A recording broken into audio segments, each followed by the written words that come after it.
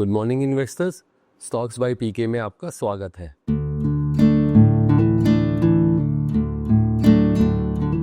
Festival season के stocks वाली कड़ी में जो आज का स्टॉक है वो एक पीएसयू नवरत्न कंपनी है जिसमें गवर्नमेंट की ऑलमोस्ट 23% की होल्डिंग है। एफआईआई और डीआईआईज भी इसमें 19% की हिस्सेदारी रखते हैं और म्यूचुअल फंड भी ऑलमोस्ट 3.25% की इसमें हिस्सेदारी रखते हैं।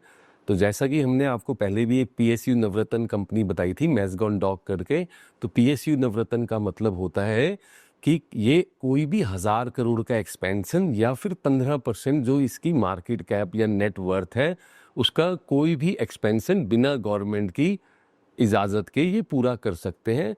तो इतना भरोसा है गवर्नमेंट को इस कंपनी में। तो एक कंपनी बड़ी रिसेंटली लिस्ट हुई थी 2019 में, इसका आईपीओ आया था लगभग 320 रुपए के आसपास और आईपीओ लिस्ट हुआ था लगभग कुछ 550 या 600 के आसपास 2019 में, अक्टूबर की बात है आई थिंक सो।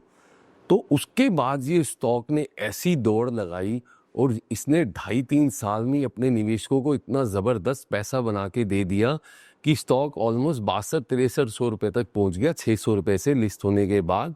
जिनको अलॉट हो गए होंगे और उन्होंने रखा होगा उन्होंने काफ़ी अच्छा पैसा बनाया, और जिन्होंने ओपन मार्केट से भी खरीदा होगा स्टॉक को तो और अभी तक रखा हुआ होगा तो उन्होंने काफ़ी अच्छा पैसा पहले निवेशकों ने इस स्टॉक में बनाया है।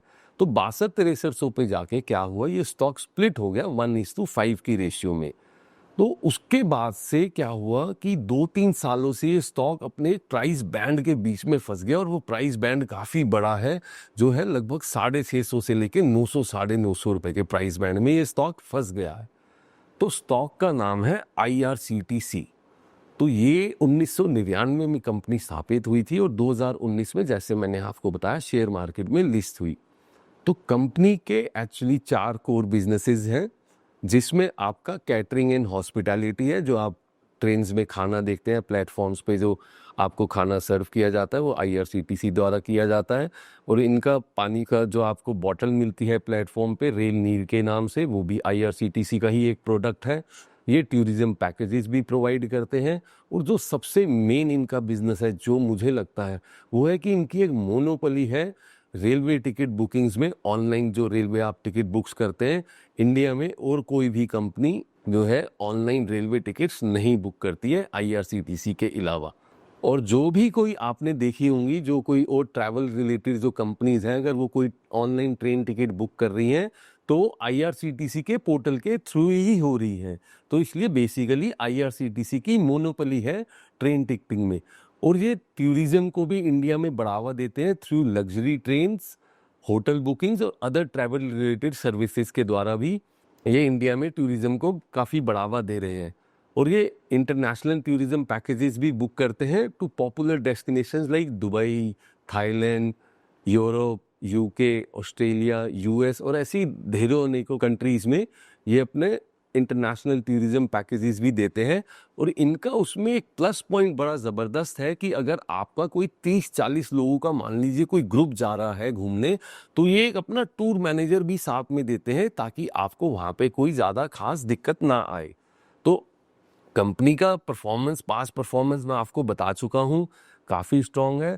बट 2-3 सालों से स्टॉक एक प्राइस बैंड के बीच में फंस गया है, बट फिर भी इसने पिछले 1 साल में तो नेगेटिव रिटर्न दिया अपने इन्वेस्टर्स को -25% का। बट पिछले 3 साल में इसने 30% का रिटर्न दिया ऑलमोस्ट, और पिछले 5 साल में 200% का रिटर्न दिया है।